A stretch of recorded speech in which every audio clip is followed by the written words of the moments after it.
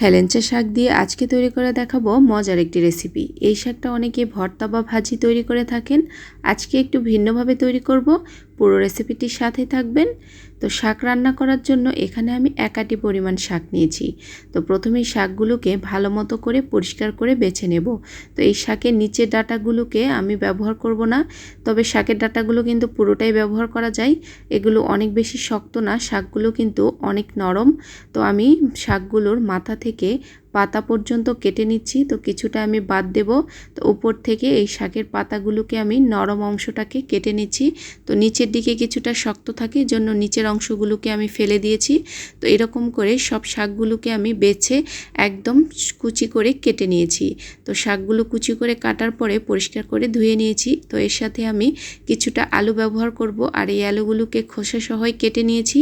খোসা সহ কেটে নিলে কিন্তু খেতে বেশ ভালো লাগে, চাইলে খোসা ছাড়িয়েও করে নিতে পারেন।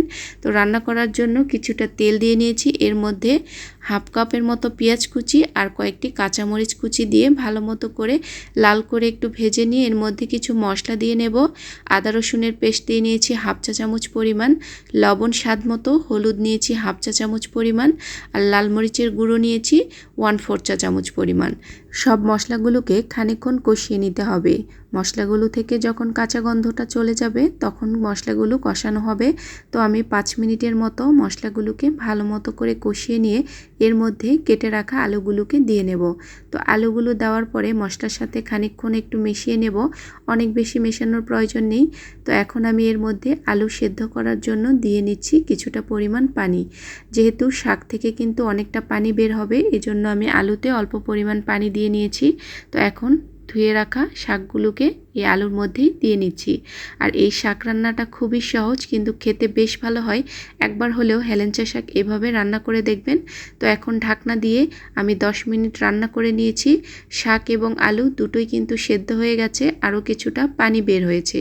তো আমি এর মধ্যে মাছ ব্যবহার করব। আমার রান্না করা মাছ ছিল কিছুটা, এখানে এই রান্না করা মাছটা ব্যবহার করব। আপনারা চাইলে মাছ রান্না করেও এর মধ্যে দিয়ে নিতে পারেন। তো আমার রান্না করা মাছ ছিল, তো এই মাছটা এখানে দিয়ে নিচ্ছি। এই রান্না করা মাছ দিয়ে এই হেলেঞ্চা শাকটা রান্না করলে খেতে বেশ ভালো হয়। তো মাছটাকে একটু একদম ভেঙে ভেঙে নিয়েছি। তো এরপর আরও কিছুটা পানি দিয়ে ঢাকনা দিয়ে নেব 10 মিনিটের জন্য। 10 মিনিট বাদে পানিটা একদম শুকিয়ে যাবে আর শাক রান্নাটাও একদম হয়ে যাবে।